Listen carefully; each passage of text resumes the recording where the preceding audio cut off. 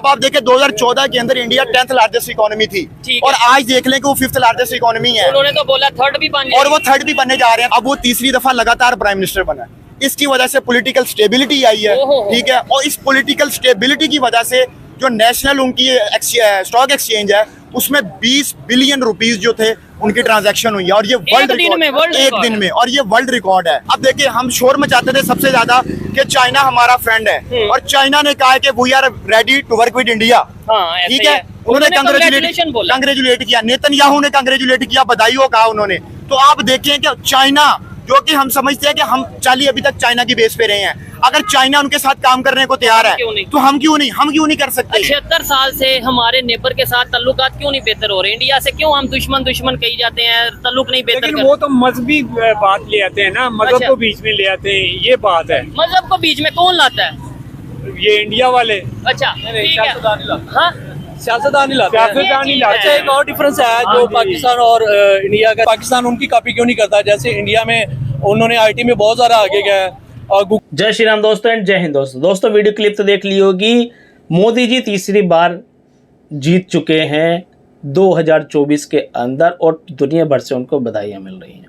लेकिन पाकिस्तान के कुछ लोग हैं जो बहुत ज़्यादा खफा हैं, लेकिन कुछ लोग ऐसे भी हैं जो बहुत ज़्यादा खुश भी हैं कि मोदी जी तीसरी बार आ गए। खुश वो इसलिए नहीं है कि वो मोदी जी जो है पाकिस्तान के खिलाफ है, वो क्योंकि पाकिस्तानी मानते।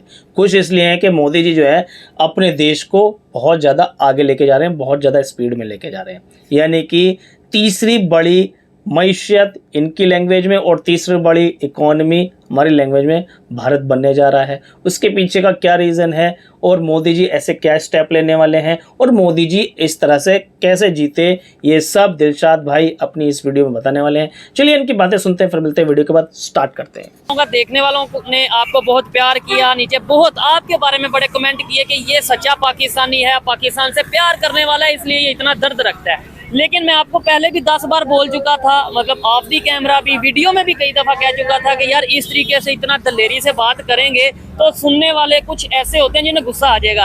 लास्ट टाइम वो वीडियो में हुआ क्या था, मतलब वो जो समझ लें कि एक हंगामा सा क्रिएट हो गया था, एक बड़ा अजीब सा माहौल बना था। सबसे पहले तो उन लोगों का शुक्रिया जिन्होंने हमें सपोर्ट किया, और उसके बाद जो पिछला बात जहाँ पे आपने की दिलेरी से बात करने की, तो जब तक हम पूरे कॉन्फिडेंस के साथ बात नहीं करेंगे तब तक आम आवाम को समझाना बहुत मुश्किल है। इसलिए मेरी हमेशा कोशिश होती है कि मैं पूरी दिलेरी और पूरी कॉन्फिडेंस के साथ बात करूं।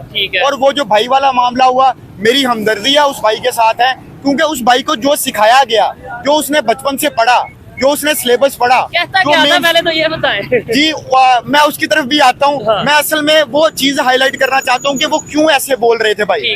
वो इसलिए बोल रहे थे क्योंकि जो हमें सिलेबस पढ़ाया गया, जो मेन स्ट्रीम मीडिया ने हमें सिखाया, जो हमारे लीडर्स ने हमें सिखाया, हमारे लीडर्स का ये मानना है कि जो पाकिस्तान जिंदाबाद और इंडिया मुर्दाबाद कहेगा वही सच्चा पाकिस्तानी है। और हमारे ये बच्चों को ये बात रटवाई गई। और उस दिन जो भाई बात कर रहे थे उनके पास दलील नहीं थी, वो सिर्फ 3 बातें कर रहे थे। वो कह रहे थे कि एक तो आप इंडिया मुर्दाबाद कहें, तो जो इधर इंडियन व्यूवर्स है ज्यादातर, उनसे मैं पूछता हूँ क्या आप कहेंगे पाकिस्तान मुर्दाबाद? या किसी भी कौम को बिला वजह कोई आगे कहे कि अगर आपको इंडिया से मोहब्बत है तो पाकिस्तान मुर्दाबाद कहे, तो आप क्या कह देंगे? ये नीचे कमेंट में जरूर बताएं। क्या ये किसी मुल्क से मोहब्बत की दलील ये है कि आप किसी दूसरी कौम को रौंदना शुरू कर दें और दूसरी कौम को दहशतगर्द करार देना शुरू कर दें?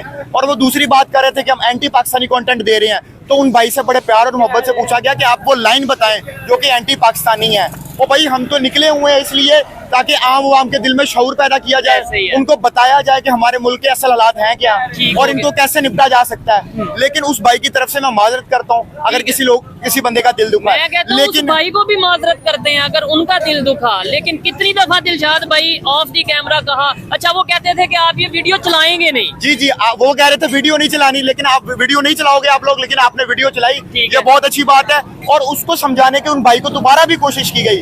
और जितने भी इस तरह के लोग आते हैं हमें उन पे गुस्सा नहीं आता, इसलिए नहीं आता क्योंकि हमें पता है कि इनकी ब्रेन वॉशिंग किस तरह की गई है, उनका कोई कसूर नहीं है हमेशा। और दूसरे नंबर पे इसकी मिसाल मैं यूं देता हूँ कि अगर डॉक्टर के पास कोई मरीज आता है वो करा रहा होता है तो वो उस पर परेशान नहीं होता, उसको पता होता है कि इसको दर्द हो रही है। ठीक हो गया। अभी मैं एग्जांपल ये भी दूंगा, अभी कल की खबर है कि कराची में एक यूट्यूबर बताया जा रहा है, कोई टिकटॉकर कह रहा है उसे सिर्फ इस बात पे मतलब यह कि वो किसी मार्केट में वीडियो रिकॉर्ड करने गया, कोई मैच के हवाले से, इंडिया पाकिस्तान के मैच के हवाले से कोई ओपिनियन ले रहा था, तो वहां मार्केट के गार्ड ने तल्ख कलामी पे उसे फायर कर दिया, मतलब उसे मार दिया। तो ये कितनी परेशानी वाली बात है कि अगर ऐसी सिचुएशन होगी, ऐसी सिचुएशन में हम फ्रीडम ऑफ स्पीच क्या सोच भी सकेंगे कोई बात करना। और दूसरे नंबर पे वो भाई को कहना चाहूंगा कि भाई फिर से आप अगर हमारे प्रोग्राम पे आना चाहें, आपको कोई इश्यू हो, आपको कोई भी मतलब मिसअंडरस्टैंडिंग हो, हम वो क्लियर करने के लिए तैयार हैं।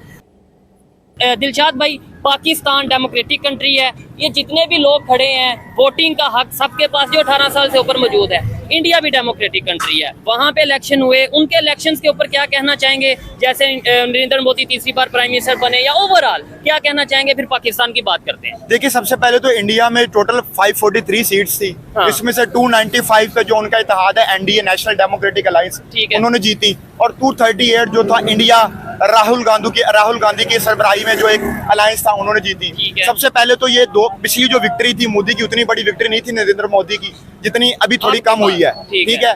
लेकिन उसके मुकाबले में वजह ये बताई जा रही है कि 27 से 28 पार्टीज का वो एक अलायंस था जो कि इंडिया के नाम से अलायंस था, और वहां पे जो एक पूरा का पूरा एक इलेक्शन का निजाम हो, हालांकि 1 महीने से ज्यादा मेरे ख्याल है वहाँ पे इलेक्शन चले हैं मरहलावार, 7 मरहलों में ये इलेक्शन हुए। तो मजे की बात यह है कि वहाँ पे कोई खून खराबा देखने को नहीं मिला, वहाँ पे कोई सिक्योरिटी के ऐसे निजाम नहीं थे जो कि निजाम खराब हुआ हो। और दूसरा आप देखें कि अब वो तीसरी दफा लगातार प्राइम मिनिस्टर बना, इसकी वजह से पॉलिटिकल स्टेबिलिटी आई है, ठीक है। और इस पॉलिटिकल स्टेबिलिटी की वजह से जो नेशनल उनकी स्टॉक एक्सचेंज है उसमें 20 बिलियन रुपीस जो थे उनकी ट्रांजैक्शन हुई है, और ये वर्ल्ड एक दिन में, और ये वर्ल्ड रिकॉर्ड है, ठीक है, जो कि और किसी मुल्क के पास नहीं है। और ये समझ लें कि उनका इलेक्शन जैसे ही खत्म हुए, साथ ही उन्होंने वर्ल्ड रिकॉर्ड भी बना दिया। जी, जब फॉरेन इन्वेस्टर्स को पता चलेगा यहाँ पे एक पॉलिटिकल स्टेबिलिटी है, यहाँ पे डेमोक्रेटिक वैल्यूज है, तो वो माहौल साजगार है। और वहाँ पे आप देखिए, वहाँ पे सिक्योरिटी के मसाइल कितने अच्छे हैं। और हमारे यहाँ ये भाई वाला वाकया आपके सामने है, ठीक है। उसके बाद जो कराची वाला वाकया आपने बताया वो आपके सामने है। रिसेंटली सरगोदा के अंदर जो क्रिश्चियंस के साथ हुआ वो आपके सामने है। श्रीलंकन मैनेजर के साथ जो हुआ वो आपके सामने है। तो हमारे देखिए, हमारे सिक्योरिटी के हालात ही साजगार नहीं है। इसके अलावा जड़ावाला का वाकया सिंध में, इंटीरियर सिंध में जो कुछ हो रहा है वो एक अलग टॉपिक है, बहुत सी चीजें हैं। लेकिन दिलशाद भाई, फर्क क्या है यहाँ के? मेरा मेन मकसद ये है कि मतलब एजुकेटेड हमारे साथ अगर कोई शख्स मौजूद हो तो उसे थोड़ा सा पूछा भी जाए, और ये जो लोग साथ खड़े हैं उन्हें थोड़ा समझाया भी जाए, देखने वालों को थोड़ा सा मतलब ये उनके साथ कम्युनिकेट किया जाए हमारे इलेक्शंस में और उनके इलेक्शंस में क्या फर्क है। यहाँ पे क्यों नहीं इलेक्ट्रिक सिस्टम आ जाता, इलेक्ट्रिक वोटिंग सिस्टम आ जाता, वहाँ पे तो इलेक्ट्रिक वोटिंग सिस्टम। देखिए, ये सबसे अहम मसला है कि हमारा इलेक्शन का सिस्टम जो और उनका जो इलेक्शन का सिस्टम है उसमें जमीन आसमान का फर्क है। वहाँ पे इलेक्ट्रॉनिक वोटिंग मशीन ईवीएम के जरिए से सारे इलेक्शन हुए हैं, और हमारे यहाँ इमरान खान ने कोशिश की थी कि ईवीएम मशीन को लाया जाए, जिसको बाद में पार्लियामेंट ने चेंज कर दिया था, बाकी लोगों ने चेंज कर दिया था। अब वो किसके कहने पे चेंज किया गया वो मुझे लोगों को बताने की जरूरत नहीं है, वो लोग सब जानते हैं, इंडियन व्यूवर्स भी जानते हैं और पाकिस्तानी व्यूवर्स भी जानते हैं, जिन्होंने बाद में टैंके खींचनी होती हैं और एक स्टेबिलिटी मुल्क में नहीं लानी होती। ठीक हो गया। और दूसरा, अभी आप देखिए कि पाकिस्तान का जो इलेक्शन कमीशन ऑफ पाकिस्तान है, कोई भी पॉलिटिकल पार्टी उस पर एतमाद करने को तैयार नहीं है, जो कि जिसके अंडर पूरे इलेक्शंस होने हैं। और हमारे यहाँ देखिए, हमारे यहाँ पे इलेक्शंस होते हैं तो लोगों की जो डेथ्स होती हैं वो एक आम बात है, मतलब 5-6 धमाका हो जाना बलूचिस्तान में खास तौर पे, ये तो एक मामूल होता है। और हमारे हर इलेक्शन पे ये इल्जाम लगाया जाता है, रेगिंग का इल्जाम लगाया जाता है। अभी तक वहाँ पे ओपोजिशन पार्टीज की तरफ से रेगिंग का इल्जाम नहीं लगाया गया। ठीक हो गया। अब हमारे पास जो असला है वो हमारे पास अपडेटेड असला है, हम जो गाड़ियां मंगवा रहे हैं वो भी अपडेटेड मंगवा रहे हैं। तो क्या हम एक डेमोक्रेटिक मुल्क है, तो क्या इलेक्शन जो है वो डेमोक्रेसी की जान होती है? अगर हम इलेक्शंस के ऊपर ही हमारे सवाल उठते हैं, आप एक इलेक्शन ऐसा बता सकते हैं जिसमें ऑपोजिशन पार्टीज और हुकूमत पार्टीज दोनों ने कहा कि ये election free and fair election है? ठीक हो गया। जब भी हम अगले इलेक्शन में जाते हैं तो पिछला इलेक्शन उससे ज्यादा बुरा होता है। ठीक है, अच्छा, मैं इस बात से 100% एग्री करता हूँ कि वैसे मतलब हम गाड़ियाँ पाकिस्तान में जदीद से जदीद जापान से हम इंपोर्ट करते हैं, या चाइना से, या कहीं से भी इलेक्ट्रिक कार्स या सब कुछ मौजूद है पाकिस्तान में, वेपन जदीद से जदीद हम ला सकते हैं। तो वोटिंग सिस्टम को बेहतर करने के लिए इलेक्ट्रिक मशीन, वोटिंग मशीन क्यों नहीं ला सकते? मतलब ये बड़ी बात तो नहीं है, खुद नहीं बना सकते, इंपोर्ट कर लें, सिस्टम ले आए, क्या वजह? और ये सिस्टम तैयार हो चुका था। इसकी बुनियादी रीजन ये है कि जो स्टेक होल्डर्स हैं जिन्होंने इस मुल्क को टेक ओवर करना होता है, और मैं वो बात दबे अल्फाजों में करूंगा, खुले अल्फाजों में नहीं करूंगा, क्योंकि लास्ट टाइम आपने देखा था कि गद्दारी का फतवा यहाँ पे लगता बहुत आसान तरीके से है। ये तो मैं कहता हूँ ये तो सिर्फ गद्दारी का फतवा लगा है। अगर थोड़ी सी इधर उधर की कोई और बात बढ़ जाती तो आप पे तौहीने मजहब, तौहीने पता नहीं क्या क्या का वो फतवा किसी पे भी लगा जी। और ये आवाम को भी पता चल गया होगा कि कैमरे के सामने हमारे ऊपर गद्दारी का टैग लगता है, और इसके बाद जो लगता है वो तो एक अलग बात है। अब आवाम को भी समझ आ चुकी होगी कि बात अगर हम बहुत ओपनली बात करते हैं तो बहुत बड़ा रिस्क लेके ये बात की जाती है। गया। अच्छा मुझे ये बताएं, इतनी बड़ी तादाद में पब्लिक यहाँ पे मौजूद है, इन्हें पता है कि इंटरनेशनल लेवल पे क्या हो रहा है और पाकिस्तान में क्या हो रहा है? क्या इन्हें पता है कि दुनिया कहाँ से कहाँ चली गई है? नेबर कंट्री जिसे हम दुश्मनी की इंडिया से बात अगर करते हैं, वो टेक्नोलॉजी में, वो इकोनॉमी में कहाँ चला गया और हम कहाँ खड़े हैं? इन्हें क्या पता है या बताया गया है? इन्हें कभी भी नहीं बताया जाएगा, ना इनको मेन स्ट्रीम मीडिया बताएगा। और मुताले पाकिस्तान इन्होंने पढ़ी हुई है, पाक स्टडीज में सब लोगों ने, मैंने खुद यही पढ़ी है। और जब तक हम पाक स्टडीज और मेन स्ट्रीम मीडिया के ऊपर रहेंगे तो जिस तरह के वो भाई जिस तरह वो बात करे थे, इस तरह के और भी बहुत सारे लोग होंगे जो बात करेंगे। जब तक हम तक हकीकत नहीं पहुंचाई जाएगी। अब आप देखें 2014 के अंदर इंडिया 10th लार्जेस्ट इकोनॉमी थी और आज देख लें कि वो 5th लार्जेस्ट इकोनॉमी है। उन्होंने तो बोला थर्ड भी बन और वो थर्ड भी बनने जा रहे हैं। तो अब आप देखेंगे पाकिस्तान किस जगह पे खड़ा हुआ है। पाकिस्तान के पास सरकारी मुलाजमिन को तनख्वाहें देने के लिए पैसे नहीं है, वो हम IMF से मांग के पैसे देते हैं। हमारे यहाँ पेट्रोल और बिजली और महंगाई रोजाना बढ़ती जा रही है, बेरोजगारी रोजाना बढ़ती जा रही है। और हमारे यहाँ एक भी ऐसा प्राइम मिनिस्टर है जिसने 5 साल पूरे किए हैं। ठीक हो गया। और उधर एक प्राइम मिनिस्टर थर्ड टाइम अपनी बारी पूरी कर रहा है। इधर जो पब्लिक खड़ी है उनसे ही पूछ लेते हैं भाईजान, सिर्फ इतना बता दें, जो पाकिस्तान में इलेक्शन होते हैं क्या वो बिल्कुल अच्छे, शफाफ, फ्री एंड फेयर इलेक्शन होते हैं? बिल्कुल शफाफ नहीं होते। आप बताइएगा, जो इलेक्शन होते हैं फ्री एंड फेयर होते हैं, बिल्कुल जिसका जो हक है उसे मिलता है? नहीं, वो नहीं मिलता। ठीक हो गया। और आप क्या कहना चाहेंगे, जो इलेक्शन होते हैं सही होते हैं? बिल्कुल भी नहीं सही। ठीक है, पाकिस्तान आगे है या इंडिया आगे है? इस टाइम जो पाकिस्तान का कोई हालात भी नहीं है, क्यों जो जिससे कोई वही अपने रोना रो रहा है। बिल्कुल हर बड़े गरीब अमीर सब बराबर परेशान नजर आ रहे हैं, परेशान नजर आ रहा है हर बंदे। बिल्कुल दिलशाद भाई देखें, इधर जितनों से भी पूछेंगे सब ने यही बोला। इसका मतलब है यहाँ से हम अंदाजा लगा सकते हैं कि पाकिस्तान में कितनी डेमोक्रेसी है। देखें, जब तक आप डेमोक्रेटिक वैल्यूज को कायम नहीं रखेंगे, आपके अंदर पॉलिटिकल स्टेबिलिटी नहीं होगी। अब देखिए, हम शोर मचाते थे सबसे ज्यादा कि चाइना हमारा फ्रेंड है और चाइना ने कहा है कि we are ready to work with India.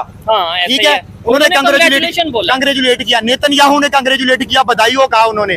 तो आप देखें कि चाइना, जो कि हम समझते हैं कि हम चाली अभी तक चाइना की बेस पे रहे हैं, अगर चाइना उनके साथ काम करने को तैयार है तो हम क्यों नहीं कर सकते? अच्छा मुझे ये बताएं, उधर इलेक्शन हुए और वहाँ पे अब ये 8 तारीख को शायद वो वोट लेंगे और तीसरी बार फिर से प्राइम मिनिस्टर बनेंगे नरेंद्र मोदी, तो क्या पाकिस्तान के प्राइम मिनिस्टर या पाकिस्तान की तरफ से ऑफिशियली कांग्रेचुलेशन बोला जाएगा आपके ख्याल से? नहीं, जब शहबाज शरीफ प्राइम मिनिस्टर बने थे तब उन्होंने बोला था कांग्रेचुलेशंस। ठीक है, तो हमें भी चाहिए कि हमें बोलना चाहिए, कांग्रेचुलेशन बोलना चाहिए और उनको दावत देनी चाहिए कि हम ट्रेड करें। भाई हमारा एक बॉर्डर है, अगर हम बॉर्डर हटा देंगे तो हम ट्रेड कर सकते हैं। देखिए, अब हमें ट्रेड करने के लिए किधर से किधर जाना पड़ता है। बंदरगाहें इस्तेमाल होती हैं, बंदरगाहों के ऊपर खर्चा होता है, बहरी जहाज के ऊपर लेके जाते हैं उसके ऊपर खर्चा होता है, और यहाँ पे तो हमारा खर्चा होता ही नहीं है। तो हम देखिए, हमने 70-75 साल 76 साल दुश्मन काफी खेल लिया है। तो मेरा ख्याल है कि अब दोस्ती का हाथ बढ़ाना चाहिए और जज्बाती होकर नहीं सोचना चाहिए। देखिए, ऐसे ही है, दुनिया के जितने भी साउथ कोरिया और नॉर्थ कोरिया, उनकी आपस में सुलह हुई है। आप देखिए कि दुनिया में बड़े बड़े यूरोपियन कंट्रीज की सुलह हुई है। अमेरिका और चाइना एक दूसरे के सबसे बड़े दुश्मन है, लेकिन ट्रेड कर रहे हैं। ऐसे ही है। देखिए, आजकल दुनिया ट्रेड के ऊपर चल रही है। जब तक आप पॉलिटिकल स्टेबिलिटी लेके आएंगे, आप उनके साथ ट्रेड करेंगे, आप एशिया के अंदर तरक्की करेंगे। जो चीजें हमारे पास मौजूद नहीं है हम उनको दे सकते हैं, जो उनके पास नहीं वो हम ले सकते हैं। और इसको समझने की कोशिश करें। और जो लोग इसके पीछे स्टेक होल्डर्स हैं, जो कि बॉर्डर्स के ऊपर तनाव बना के रखना देना चाहते हैं, उन लोगों को मेरी ये सलाह है कि इस कौम के ऊपर रहम करें। अदरवाइज देखें, जिस कंट्री ने आगे जाना वो तो जा रहा है, जिन्होंने ट्रेड करनी है वो कर रहे हैं। अब तो इवन वो कहते हैं कि हमें पाकिस्तान से ट्रेड की जरूरत नहीं, वो ये कहते हैं कि हम लेट्स सपोज आप ये बात कर रहे हैं ना कि भाई हमें ट्रेड करनी चाहिए, ये करना चाहिए। मैं गारंटी से कहता हूँ नीचे बहुत से कमेंट आएंगे कि भाई हमने नहीं करनी, क्योंकि वो कहीं ना कहीं नाराज नजर आते हैं कि जब भी हमने पहल की, हाथ बढ़ाया, हमारा कुछ ना कुछ है, कभी बम्बई अटैक, कभी कुछ, इसके ऊपर भी तो कोई वर्क करने। देखें, जब आप एक चीज नोट करें, जब भी हम करीब आने लगते हैं तभी कोई ना कोई ऐसा इंसिडेंट हो जाता है। जैसे मनमोहन सिंह और परवेज मुशर्रफ के दरमियान एक मामला तय पाया था, उसके बाद मुंबई अटैक्स हो गए।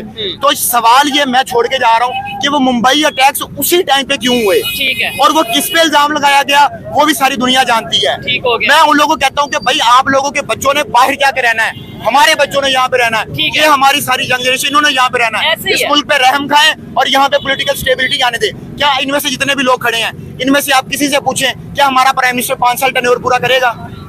पाकिस्तान के जो इस समय मौजूदा प्राइम मिनिस्टर है उसका नाम क्या है? शहबाज शरीफ। वो क्या आपको लगता है कि 5 साल अपने पूरे करेंगे? ये आप बच्चे हैं, मतलब ये बात कर रहे हैं। आपको पाकिस्तान के मौजूदा प्राइम मिनिस्टर का नाम क्या है? शहबाज शरीफ। नवाज शरीफ नहीं, तो वो अपना वक्त पूरा कर पाएंगे? क्या वजह है, क्यों नहीं वक्त पूरा कर पाएंगे आपके ख्याल से? क्या वजह? ये जब से ऐसे ही चल रहा है। अच्छा, जब से मतलब पाकिस्तान बना ऐसे ही चल रहा है? ऐसे ही चल रहा है, कोई 5 साल पूरे नहीं कर रहा। ठीक है दिलशाद भाई, हर सर आप क्या कहना चाहेंगे? ये इसलिए 5 साल पूरे नहीं होते कि आपस में इनकी लड़ाइयाँ अपनी सीटों के खींचा खिंचाई खत्म ही नहीं होती, तो ठीक 5 हो साल गया। कैसे नहीं तो ये नेबर कंट्री में देखें, उधर भी पॉलिटिशियन है, उधर भी बड़ी बड़ी आबादी है, उधर कैसे वो 5 साल पूरा, इंडिया में कैसे कर जाते हैं? वो आपस में ऐसे खींचातानी नहीं करते, उनमें इत्तेफाक है, ठीक है। उनकी आवाम उनके साथ है, आवाम तो हम भी उनके साथ है, लेकिन ये आवाम के लिए कुछ करते नहीं, अपनी जेबें भरते हैं, अपना लूटमार करते हैं, अपनी सीटें देखते हैं। 76 साल से हमारे नेबर के साथ ताल्लुकात क्यों नहीं बेहतर हो रहे? इंडिया से क्यों हम दुश्मन कही जाते हैं, ताल्लुक नहीं बेहतर लेकिन वो तो मजहबी बात ले आते हैं ना, मजहब अच्छा। को बीच में ले आते हैं, ये बात है। मजहब को बीच में कौन लाता है?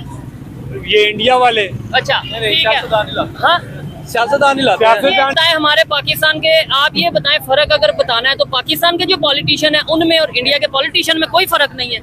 नहीं, पॉलिटिशियन में फर्क ये है कि ये एक दूसरे की जो है ना बारी टांगे खींचते हैं। टांगे खींचते बारी लगाई है। फाज हम एक जो कोई भी सियासी पार्टी आती है उसको कम से कम 5 साल पूरे करने दें, ये चीज है तो उसकी फिर पैरामीटर्स आप डिफाइन कर ठीक सकते है। हैं कि पूरी दुनिया उसके ऊपर भी पाकिस्तान के ऊपर ट्रस्ट करेगी। सब लोग भले हुए हैं, ये अपना पेट पूरा कर रहे थे, अगले की और सोचते दूसरा नहीं जो हैं। मेरा मौकफ है वो बिल्कुल सही है। अब पूरी पाकिस्तान को इस टाइम पता भी है। दिलशाद भाई क्या कहना चाहेंगे? वो सर जो खड़े हैं ना, उन्होंने बोला मजहब की बात इंडिया वाले करते हैं, जबकि मैंने जो ऑब्जर्व किया यहाँ पे भी बड़े ऐसे लोग मौजूद हैं जो ये कहते हैं हिंदू हैं, हम नॉन मुस्लिम से ट्रेड नहीं करेंगे, हम नॉन मुस्लिम के साथ ऐसा नहीं करेंगे, वैसा नहीं करेंगे।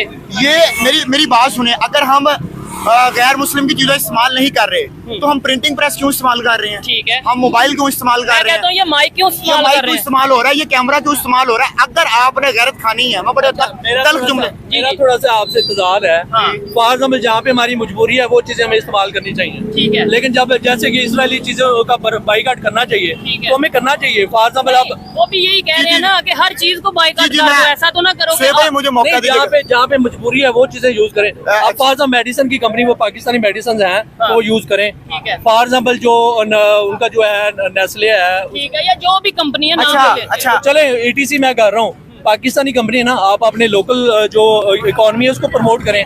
मैं अगर आपसे ये पूछूं, आपका कहने का मतलब ये है कि जो चीजें हमारे पास नहीं है वो हाँ जी, उनकी हाँ जी, यूज वो कर लें। उनकी यूज कर लें। मैं कहता हूँ ये तो फिर मुनाफिकत नहीं होगी। ये तो लेट्स सपोज अगर मैं आपसे कहूँ कि मेरी आपसे दुश्मनी है जी, जी। फॉर एग्जांपल, हाँ जी, हाँ और मैं आज के बाद आपसे बिजनेस नहीं करूंगा, जी, जी। और साथ ये भी कहूँ लेकिन जो चीजें मेरे पास नहीं है वो मुझे दे देना, चले ये तो इसका सोल्यूशन क्या है? जी, मेरे मैं- पास- मैं- मैं आपको- या तो मैं आपको- पाकिस्तान इस काबिल हो ना, हाँ, मैं ये आपको बात मैं है। आपको एक सोल्यूशन या तो पाकिस्तान इस ये देखें, बात है।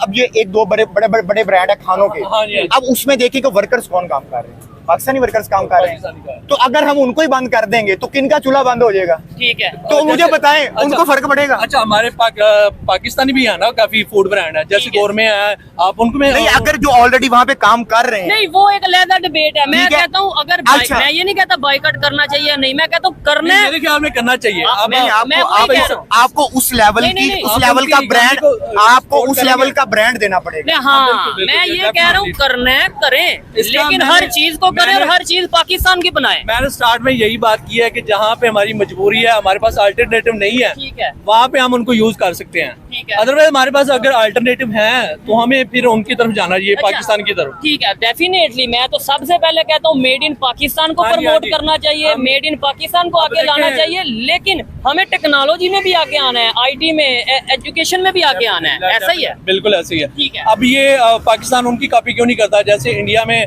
उन्होंने IT में बहुत सारा आगे गया है, और गूगल का CEO वो आपको पता है इंडिया का है। अब ये YouTube का CEO इंडिया अब ये सिर्फ उस चीज के पीछे पड़ गया कि इंडिया 4 पे चला गया। हाँ। अब वो देखें उनकी जो एक कंपनी है ना, उसका जो रेवेन्यू है, आई थिंक सो टाटा है। टाटा। हाँ, उसका जो रेवेन्यू है पूरे पाकिस्तान के रेवेन्यू के बराबर है। ओहो। अब वो चांद पे जाने की कोशिश यही है, पाकिस्तान कर रहे हैं। पहले तो अपने मुल्क का कर्जा देख लो आप लोग। ये बात गलत, देखें ये बात भाई की 100 है ऊपर और आप जा रहे हो चांद नहीं पे। नहीं नहीं नहीं, मुकाबला हमने अगर करना है तो हम इसमें करें ना, वो दुनिया की 5वीं बड़ी इकॉनमी बने, हम भी 5वीं बन के दिखाएं, इस चीज में करें। अब एक मैं आपके प्लेटफॉर्म से एक रिक्वेस्ट करना चाह रहा हूँ, जैसे जॉब है मोस्टली यहाँ पे, ठीक है, इधर कौन से लोग हैं जो जॉब के लिए? जो मोस्टली इधर जॉब करते हैं। अब ये बजट आ रहा है, अब ये अगर हुकूमत चाहे तो बजट में थोड़ा सा रिलीफ दे सकते हैं। रिलीफ दे दे, ठीक है। होना चाहिए ये भाई ऐसे। ऐसे ही है, होना चाहिए। दिलशाद, होना चाहिए, बिल्कुल होना तो आप अपने प्लेटफॉर्म से ये हमारा एक बिल्कुल। पॉइंट हम तो सोशल इश्यूज पे बात करते हैं। दिलशाद भाई टॉपिक पे आते हैं। पूरी दुनिया ने मतलब कंग्रेचुलेशन जैसे बहुत से कंट्रीज ने बोला है। एक थोड़ा सा पॉइंट है। अगर हमसे टैक्स गवर्नमेंट अच्छा लेती है, हाँ। मतलब हम टैक्स पेयर हैं, हर चीज पे टैक्स है, ठीक है। कॉल पे हमारा रिचार्ज करें तब भी टैक्स है, ठीक है। जब हम कॉल करते हैं कॉल कट होती है उसके बाद भी 100 टैक्स रुपए है। का अगर आप लोड करवाते हैं, बैलेंस करवाते हैं, हाँ जी। कितने पैसे आते हैं? तकरीबन 88 आते हैं मेरा 88। 12 रुपया उधर से गया, जब कॉल करते हैं उसमें भी टैक्स है। ठीक हो गया। जब हम अपना बैलेंस चेक करते हैं ना तो तब भी टैक्स है, 0 पॉइंट मेरा हाल समथिंग है टैक्स है। आप लोग जहाँ से देख रहे हैं, जिस कंट्री से भी देख रहे हैं, जिस एरिया से भी देख रहे हैं, जब आप अपने मोबाइल फोन में 100 रुपए का रिचार्ज करवाते हैं, बैलेंस करवाते हैं, तो आपको कितने पैसे मिलते हैं और कितने कटते हैं वो जरूर बताइएगा। अच्छा, एक चीज़ और और। 1 मिनट की कॉल आपको कितने रुपए, लोकल कॉल मतलब पाकिस्तान टू पाकिस्तान जैसे होता है वैसे इंडिया टू इंडिया, कितने की पड़ती है वो बताइएगा। चीज ये है, बट 30 रुपए एडवांस लेते हैं ना, हाँ। तो उसके ऊपर 11 रुपए टैक्स है। टैक्स हो जाता अब ये कितना बनती है, मेरा हाल है 40% टैक्स। 40%। अच्छा दिलशाद भाई, मुझे ये बताइएगा, जैसे पूरी दुनिया के मेजर कंट्रीज, जैसे अगर हम बात करें अच्छा, चाइना की, government- 1 मिनट मुझे मौका दें। चाइना ने कंग्रेचुलेशन बोला और कहा कि हम बिजनेस करने के लिए, ट्रेड करने के लिए तैयार हैं। नेतन्याहू ने कहा कि मुझे बड़ी खुशी हुई है और ये सारी चीजें हैं। क्या कहना चाहेंगे पाकिस्तान इस टाइम जो उनके प्राइम मिनिस्टर इंडिया के, उनकी वर्थ इंटरनेशनल लेवल पे क्या हो जाएगी? देखिए, सबसे पहले तो उनके यहाँ पॉलिटिकल स्टेबिलिटी आई है, तो इसकी वजह से फॉरेन इन्वेस्टमेंट आने के बहुत ज्यादा चांसेस हैं। ठीक है। बल्कि उन्होंने जो प्रोजेक्ट्स कंप्लीट किए हैं उनको वो चल रहे हैं, उनको कंप्लीट करेंगे। और उनकी जो फॉरेन पॉलिसीज है, जैसे कि अब मामला रिसेंटली चल रहा ईरान के है, साथ। ईरान के साथ जो मामला चल रहा है वो आगे की तरफ जाएगा। उसके बाद रशिया और यूक्रेन का जो मामला चल रहा है वो आगे की तरफ जाएगा। ठीक है। इसराइल और फलस्तीन का जो मसला चल रहा है वो आगे की तरफ मतलब जाएगा। ये है कि उसमें मत- फैसलों में ये बैठेंगे। फैसलों में ये बैठेंगे। और 2024 का जो साल है वो इलेक्शंस का साल है। ठीक है। ठीक है, अभी मेरे ख्याल अमेरिका में भी इलेक्शंस होने हैं। ठीक है, हाँ, ठीक बिल्कुल, है। बिल्कुल। और ये 2024 के एंड तक जो है वो हमें सूरत हाल वाज़ेह होगी कि दुनिया किस तरफ जा रही है। ठीक है। क्योंकि बहुत सारे मुल्कों में इस दफा इलेक्शन होने हैं। और बाकी ये जो भाई ने बातें की, इन जैसे भाई को देख के बड़ी खुशी होती ऐसे ही है। अगर हमारी बात कोई 2 लोग भी सुन लेते हैं तो इससे हमें खुशी महसूस होती है। और बाकी अगर हमने मुकाबला करना, अगर हम मजहब की बुनियाद पे बात कर रहे हैं, तो मजहब तो हमारा कहीं भी नहीं कहता कि इससे ट्रेड ना करो, इससे ना करो, इससे ना करो। ठीक है। मजहब तो हमारा ये कहता है कि अगर किसी ने एक इंसान को कत्ल किया, उसने पूरी इंसानियत को कत्ल ये किया। चीज़। लेकिन हमें ये बात बताई नहीं जाती, हमें ये बात सिखाई नहीं जाती। हमें तो ये कहा जाता है कि जो हल्का सा किसी के साथ जाती है ना, जाती दुश्मनी है, उसको गुस्ताख कह के कत्ल कर दो, ऐसे किसी ही को है, गद्दार उसपे कह के कत्ल कर दो। तौहीन या फतवा लगा दो। और जो फतवा इधर जितने लोग खड़े हैं, लोग काफर होने का फतवा लगा देते हैं। मुझे ये लोग काफर का लफ्जी मानी बता दे क्या है। ठीक हो गया। खैर, मैं ये एक मजहबी टॉपिक होता है, मजहबी क्योंकि टॉपिक के इसकी ऊपर वजह थोड़ा- से हमारे पास FATF के मसाइल इतने बढ़ रहे हैं कि हम ब्लैक लिस्ट होने होते बचे हैं ठीक है। इन मसलों की वजह से। इसलिए इन मसलों से हमें बाहर निकलना चाहिए। इंटरनेशनल कंपनीज यहाँ पे आके नहीं इन्वेस्ट करना चाह रही कि भाई यहाँ पे ये चीजें हैं। इवन चाइना जो हमारा आयरन फ्रेंड है, बड़ा क्लोज फ्रेंड है, वो यहाँ पे कह रहा है कि हमें अपनी सिक्योरिटी दें, क्योंकि यहाँ पे इशू ऐसे हैं कि भाई कोई भी किसी के ऊपर अटैक कर देता है। और देखिए, अभी जो रिसेंटली चैंपियन ट्रॉफी आ रही है 2025 की, जो कि पाकिस्तान में होनी है, ठीक है। अल्लाह करे ये खैर खैरियत से पाकिस्तान के अंदर हो जाए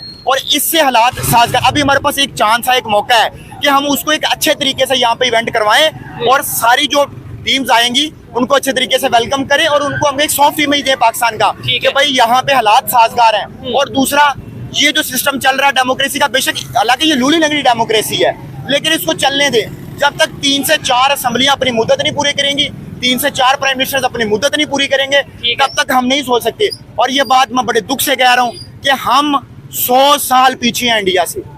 ओहो, 100 साल करीब नहीं आ सही सकते। कह रहे हैं। मैं सही, बिल्कुल सही कह रहे हैं। ठीक है। और खुदा का फजल ये है कि पाकिस्तान की, हमारी अवाम की इलाके के एटमी पावर बन गए हैं। अच्छा। नहीं तो आज से चंद साल पहले ही हमारा पाकिस्तान गया था। एटमी पावर बन गए, इस वजह से बचे हैं। बचा हुआ है। लेकिन एटमी पावर होने की वजह से क्या, मतलब 2-3 फायदे बताएं कि भाई ये फायदा, ये फायदा। कि इंडिया जैसा पावर वाला मुल्क वो भी डरता है। आपको नहीं, लगता है एटमी कि पावर का फायदा क्या? नहीं, आई थिंक सो इसका तो कोई फायदा नहीं।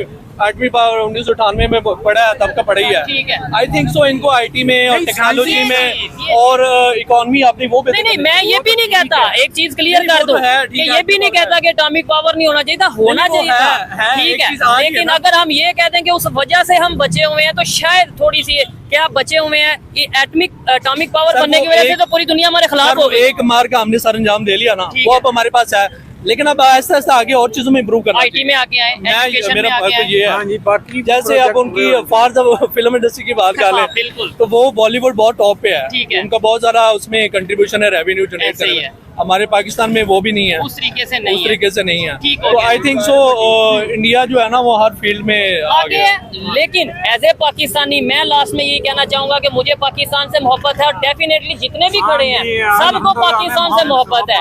अगर हम थोड़ा कंपैरिजन करते हैं या ये कहते हैं कि वो आगे गए या बेहतर जा रहे हैं, बेहतर परफॉर्म कर रहे हैं, उसकी रीजन ये नहीं है कि हम उनकी तारीफें, नो डाउट अच्छी बात पे तारीफ करनी चाहिए, अप्रिशिएट करना चाहिए, लेकिन हमारा साथ साथ मकसद ये भी रहता है कि यार हम भी आगे जा सकते हैं, हम भी जो है वो आगे डेवलपमेंट की तरफ किसी भी फील्ड में, आईटी हो या टेक्नोलॉजी हो या एजुकेशन हो या इकोनॉमी हो या इंटरनेशनल लेवल पे पाकिस्तान के पासपोर्ट की वैल्यू हो, हम भी बेहतर कर सकते हैं। लेकिन वो तभी बेहतर होगी जब हम अपनी पॉलिसीज को बेहतर करेंगे। खाली पाकिस्तान जिंदाबाद, इधर जितने भी भाई खड़े हैं मैं नारा लगाता हूँ पाकिस्तान जिंदाबाद, लेकिन ये अच्छी बात है नारा लगाया। मेरे पर्सनल ओपिनियन ये है कि खाली ये नारा लगा देने से कुछ नहीं होगा। मुझे अपनी जिम्मेदारी पूरी करनी है, इन्हें अपनी जिम्मेदारी पूरी करनी है, हमें सच का सामना करना है, अवेयरनेस पाकिस्तान में लेके आनी है। और जो पूरी दुनिया में डेवलपमेंट हो रही है, जो पूरी दुनिया जिस तरीके से डेवलपमेंट की तरफ जा रही है, वही चीजें हमें पाकिस्तान में लेकर आनी है, उसी में पाकिस्तान का फायदा है।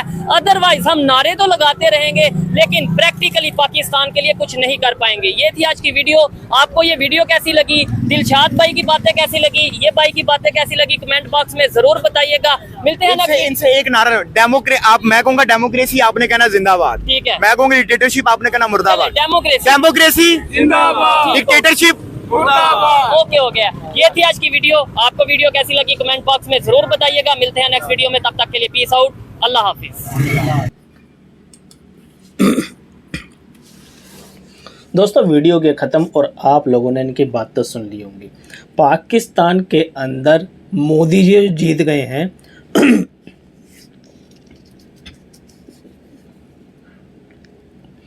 दोस्तों वीडियो के ख़त्म और आप लोगों ने इन पाकिस्तान के लोगों की बात तो सुन ली होगी। पाकिस्तान के अंदर फेयर इलेक्शन आज तक नहीं हुए और कोई भी पॉलिटिशियन अपना टेन्योर पूरा नहीं कंप्लीट कर पाया। 5 साल किसी भी पॉलिटिशियन ने कंप्लीट नहीं किए, इस वजह से इंस्टेबिलिटी है। और मोदी जी के तीसरी बार जीतते ही $20 बिलियन की ट्रांजैक्शन एनएसई में यानी कि नेशनल स्टॉक एक्सचेंज में हो रही है। ये बहुत ज़्यादा बड़ा कंपैरिजन है भारत की ताकत का और पाकिस्तान के बारे में। आप लोगों को पता चल गया कि भारत किस चीज़ का नाम है। भारत तीसरी बड़ी इकोनॉमी कितनी स्पीड में बन जाएगा, क्योंकि वो सिर्फ और सिर्फ 2 कदम दूर है। जापान को पछाड़ देगा, सीधे तीसरे नंबर पर, चौथे नंबर पर, तीसरे नंबर पर, ऐसे यूं ही पहुंच जाएगा। क्योंकि ज़्यादा फर्क नहीं है। पाकिस्तान अभी कौन से नंबर पर है ये तो मुझे भी नहीं पता इकोनॉमी में, क्योंकि पाकिस्तान की इकोनॉमी बची ही कहाँ है। तो डिफ़ॉल्ट हो चुके हैं और मानने को तैयार नहीं लोग, क्या हम डिफ़ॉल्ट हो गए। फेयर इलेक्शन पाकिस्तान के अंदर कभी नहीं हुए और इलेक्शन से पहले भी बम धमाके हो रहे हैं, इलेक्शन के बाद भी बम धमाके हो रहे हैं। और जो पार्टी जीतते जीतते हार जाती है, ऐसा कहीं होता है तो वो होता है पाकिस्तान के अंदर, इसके अलावा कहीं नहीं होता। दोस्तों आप लोग जिलसाद भाई ने जो बातें करी हैं उनके बारे में क्या सोचते हैं, प्लीज़ कमेंट में ज़रूर बताइए दें। वीडियो पसंद आई तो यार लाइक शेयर जरूर कर देना, चैनल को सब्सक्राइब कर लेना। नेक्स्ट वीडियो मिलेंगे, तब तक के लिए जय हिंद जय भारत।